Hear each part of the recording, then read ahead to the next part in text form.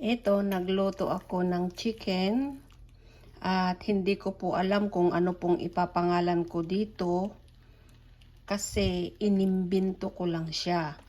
Yung chicken, yung drumstick chicken na ito is marinate ko siya ng black pepper, ano ba yun? Garlic powder, at saka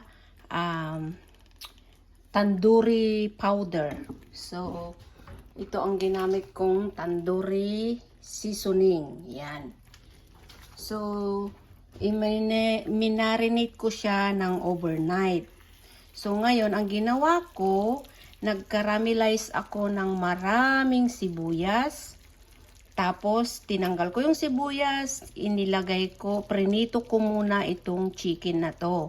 So, nung naprito ko siya, binalik ko yung sibuyas, nilagyan ko siya ng yogurt, at saka parsley. So, ayan ang parsley niya. So, nilagyan ko pa siya ng, ang tawag dito, tomato paste. So, ayan, inilaga ko lang siya ng konti, tapos ilalagay ko siya sa oven. Oven ko po siya ilalagay. So, pagkatapos ng paglagay ko ng oven, siguro mga 30 or 40 minutes ko siyang i-oven para maluto ng husto itong drumstick. So, tignan natin kung anong lasa nito mamaya pagkaluto. Ang title ko nito, Lutong ay Kanat No. Kasi talagang as in, imbento lang po talaga ito. So, ayan, kung gusto nyo pong gayahin, pero sa palagay ko, itsura pa lang naman is masarap na. Hindi ko pa gaanong masyadong nahalo yung kanyang tomato paste. So, ayan, talagang as in, sa itsura pa lang masarap na siya. Yung para bang curry. Yan.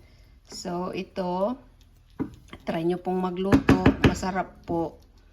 Mamaya, iaano ng alaga ko kung anong lasa niya. So, mapapanood mo ito. Hanggang sa sasabihin niya kung anong lasa. Ayan. Ito, nilagay ko na sa Pyrex or baking pan. Ayan. Tatakpan ko siya ng aluminum foil. Tapos, tsaka ko ilagay sa oven. Ayan. Ito na, naluto na siya. Ayan. Parang masarap talaga siya. Tikman natin mamaya kung maubos.